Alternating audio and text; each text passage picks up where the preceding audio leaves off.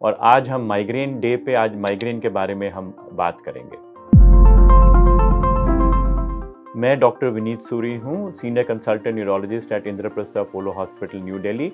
Headache is the commonest neurological symptom that humans can suffer from. बहुत interest की बात है कि ब्रेन में अपने में कोई पेन फाइबर नहीं होते, तो अगर ब्रेन को कट करते हैं तो कोई पेन नहीं होता। और ब्रेन में जो पेन होता है वो या तो पेरियोस्टियम मतलब बोन से, जो कवरिंग ऑफ द ब्रेन है ड्यूरा से, या जो ब्रेन के अंदर ब्लड वेसल्स हैं या कुछ क्रेनियल नर्व्स है सेंसरी, उनसे पेन आता है। मुख्य तौर पे दो तरह का हेडेक होता है, सेकेंडरी एंड प्राइमरी।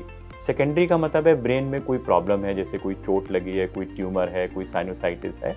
लेकिन ज़्यादातर कॉमन हेडेक्स जो होते हैं उनको प्राइमरी हेडेक बोलते हैं, जिनके अंदर पेशेंट्स को दर्द रहता है लेकिन ब्रेन के अंदर कोई वैसी पैथोलॉजी नहीं है, जैसे कोई ट्यूमर नहीं है, कोई ट्रॉमा नहीं है। मुख्य तौर पे दो तरह के ये प्राइमरी हेडेक्स हैं। एक tension type headache. Tension type headache में यूजुअली खिंचाव, तनाव सा रहता है और वो यूजुअली कंटिन्यूअस पेन होते हैं। दूसरा जो मोर इम्पॉर्टेंट, जो सबसे ज़्यादा कॉमनेस्ट हेडेक है, वो माइग्रेन हेडेक है। माइग्रेन हेडेक में एक तरफ का यूजुअली दर्द होता है। यूजुअली टिपिकली दर्द जो है चाहे शुरू डल पेन से हो, लेकिन वो थ्रॉबिंग करता है, पल्सटाइल थ्रॉब करता है, और उसमें साथ में यूजुअली एसोसिएटेड फीचर्स होते हैं, उल्टी जैसा लगना, उल्टी का मन होना या उल्टी हो जाना, और लाइट और शोर का बहुत बुरा लगना।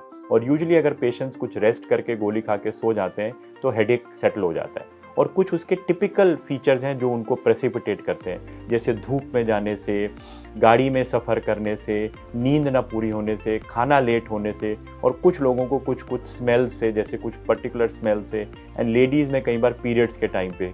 तो ये अगर टिपिकल प्रेसिपिटेटिंग फीचर्स हैं, थ्रॉबिंग हेडेक है, हेमिक्रेनियल आधे सर का दर्द है, और वो रेस्ट करने से या दवाई लेने से ठीक हो जाता है, तो उसको माइग्रेन हेडेक बोलते हैं। माइग्रेन हेडेक में भी कुछ लोगों में माइग्रेन विद ऑरा होता है, और इन लोगों में हेडेक्स होने से पहले उनको एक तरफ की या तो रोशनी में कुछ झिलमिलाहट होती है या उनको दिखना बंद हो जाता है, जो धीरे धीरे बढ़ के फिर हेडेक में कन्वर्ट होता है। एंड रेयरली कुछ लोगों को सिवियर ऑरा हो सकता है, जहाँ एक तरफ का फेस थोड़ा सुन हो जाए या एक तरफ का हाथ या एक पाँव सुन हो जाए। माइग्रेन अगर महीने में 4 बार तक हो रहा है तो आपको सिर्फ एक्यूट अटैक मैनेजमेंट लेना है। लेकिन अगर सिवियर अटैक्स हो रहे हैं और अगर फ्रीक्वेंसी ज़्यादा है और इंडिविजुअल अटैक्स सिवियर हैं, तो फिर डॉक्टर से दवा लेके कुछ प्रिवेंटिव थेरेपीज लेनी चाहिए, जिनसे हेडेक, माइग्रेन को कम किया जा सकता है। सबसे इम्पॉर्टेंट है कि हेडेक को, डेंजरस हेडेक को मिस ना करें। एक माइग्रेन हेडेक है तो चाहे आप डॉक्टर से न मिलें अगर आपको क्लियर है, लेकिन एक कुछ डेंजरस साइंस होते हैं हेडेक के, जिनको बिल्कुल इग्नोर नहीं करना चाहिए। उसके लिए एक निमोनिक है स्नूप, SNOOP। एस का मतलब है कि अगर एकदम अगर साथ में हेडेक के साथ सिस्टमिक फीचर्स हैं, सर दर्द के साथ बुखार आ रहा है, बदन दर्द हो रहा है, वेट लॉस हो रहा है, तो अगर सिस्टमिक फीचर्स हैं, जोड़ों में दर्द है, साथ में हेडेक है। सेकंड सिम्टम है एन का मतलब है अगर साथ में न्यूरोलॉजिकल सिम्टम है, एक आंख से दिखना कम हो गया सर दर्द के साथ, डबल विजन आ रहा है, आंख में तिरछापन आ गया है, एक हाथ या एक पैर की कमजोरी आ रही है। ओ का मतलब है ऑनसेट, अब्रप्ट ऑनसेट, जो हेडेक 1 मिनट में बहुत सिवियर हो जाए, उसको एकदम डॉक्टर को दिखाना चाहिए। ओ का मतलब also older, more than 60 and less than 5, अगर न्यू ऑनसेट हेडेक है, जो पहली बार 60 साल की उम्र के बाद या 5 साल से नीचे में है, उसको भी एकदम डॉक्टर को दिखाना चाहिए। एंड पी का मतलब, पी से निमोनिक है, मतलब change of periodicity.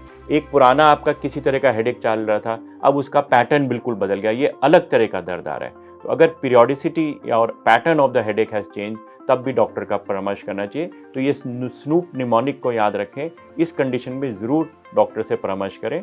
And migraine is something which is very treatable, उसको ट्रीट भी कर सकते हैं और हेडेक्स को प्रिवेंट भी कर सकते हैं। तो अपने हेडेक्स को इग्नोर ना करें और उनको एक मेडिकल परामर्श करके उनकी रिजॉल्व करिए उनको।